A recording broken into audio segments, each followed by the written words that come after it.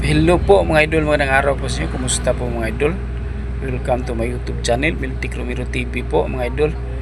Sana po nasa mabuting kalagayan ang lahat ngayon na araw. Ingat po palagi mga idol kasi napakainit ng panahon. At ang ating mga OFW nga nasa ibang bansa, kumusta po ang ating mga nagpuyo na sa ibang bansa, nakatira ng mga Pilipino dyan, kumusta? At ang ating mga subscriber, kumusta ang ating mga subscriber dito sa Pinas, ang ating mga Chris Paunatics, mga PB Team supporters, magandang araw po sa inyo. At syempre, di natin makalimtan, di natin malimutan ang ating mga Cebuano na subscriber at manonood, ating tagapanood na mga taga Luzon, taga Mindanao at taga Visayas, kumusta po, lalot na po sa Davao, sa Mindoro, kumusta po ang lahat? Sana po nasa mabuting kalagayan at pwede kayong mag-comment dito para pa shout out po kayo sa aking video mga idol. At mga idol, mayroon tayong magandang balita, no? Meron tayong magandang balita mga idol kasi si Krishna Mahusay po mga idol, o Peking Koreana, ay nag-upload po kahapon. Alam ko na masaya po ang lahat sa pagbabalik ni Krishna. Alam ko na nasaktan kayo, na na-miss nyo si Krishna. So kahapon nag-upload na po siya sa wakas po mga idol, no? Nag-upload na po siya, nakita natin. Napaka-masayahin niyang bata po. Napaka-fighter po niya. Kasi si Krishna po ay fighter woman. Grabe po siya, no? Marami siyang dinadaanan, sabi niya. Kinikwento niya sa kanyang vlog kahapon. So, masaya po ang lahat na nabalik na po si Krishna, nag-upload na po kahapon. Dahil alam ko na marami ang nag-worried, no? Marami ang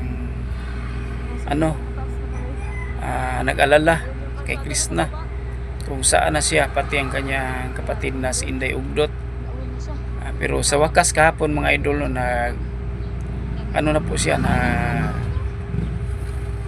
nagbalik na po siya, nag-upload na po siya. Sana po tuloy-tuloy na po.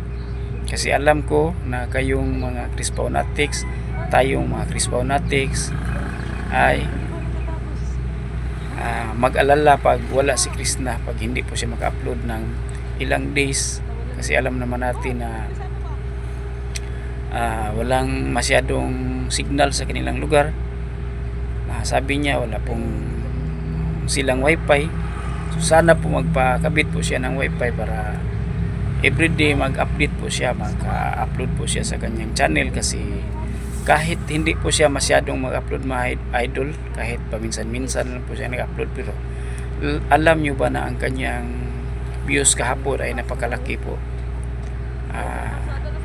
Sa 6 hours lang po mga idol, may views na po si Krishna na 50k mga idol.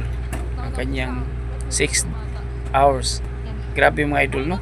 Napakataas ng kanyang views. So sayang pag hindi siya nag-upload araw-araw. Sayang ang views kasi marami pong taga-suporta ni Krishna at marami pong nakasubaybay sa kanya. Kahit simple na mga video lang, kahit sa kanilang bahay, sa kanilang bukid, sa kanilang kapaligiran siya nag-video, kahit nagkwento-kwento lang siya, maraming nanonood sa kanya. Kasi si Krishna mga idol ay maraming taga-suporta, maraming taga-subaybay. So sa higit 4 days or 5 days baka yata hindi siya nakapag-upload, pero nag-alala po tayo, namimiss po siya natin kasi akala natin ay naano na po ang kanyang channel, marami tayong pinag-iisip na masama. So sa wakas mga idol, no, masaya ang lahat. So masaya ba ang lahat ng mga fans ni Krishna na nagbalik na po si Krishna? Para sa akin po, ako masaya po ako mga idol kahapon kasi nag-upload na ang babae. Nag-upload na si Krishna. Alam ko na masaya tayong lahat na nag-upload na si Krishna. So sana po tuloy-tuloy na po at sana po palagi po siyang mag-upload araw-araw kasi alam naman natin na siya po ang pinanood sa kadalasang mga taga-supporters niya. Siya po ang sinusubaybayan po. So yun lang po mga idol, no? At God bless po sa lahat. Sana po mag-subscribe kayo sa aking munting channel po mga idol. God bless.